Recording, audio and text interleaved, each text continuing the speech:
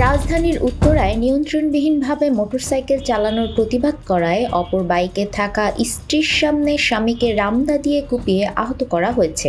এ ঘটনায় জড়িত দুজনকে আটক করেছে পুলিশ। আটক দুই যুবক হলেন মোহাম্মদ মোবারক হোসেন ও রবি রায়।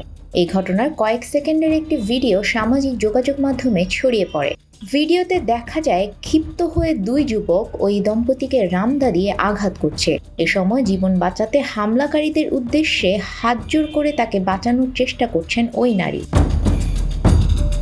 সোমবার রাতে উত্তরা পশ্চিম থানার ভারপ্রাপ্ত কর্মকর্তা ওসি হাফিজুর রহমান এই ঘটনার সত্যতা নিশ্চিত করেছেন। তিনি জানান, উত্তরা ৭ নম্বর সেক্টরের ৯ নম্বর রোডে ৪ জন যুবক নিয়ন্ত্রণহীনভাবে দুটি মোটরসাইকেল চালিয়ে যাওয়ার সময় একটি রিকশার সঙ্গে আঘাত লাগে। এ নিয়ে রিকশা চালকের সঙ্গে দুই যুবকের কথা কাটাকাটি হয়। এর প্রতিবাদ করে অপর মোটরসাইকেলে থাকা দম্পতি।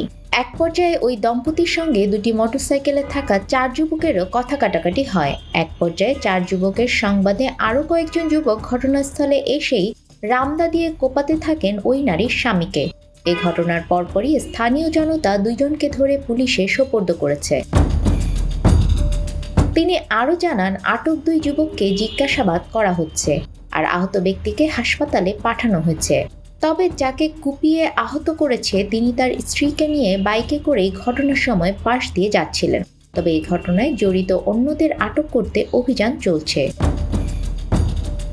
নিউজ ডেস্ক, আমাদের সময়।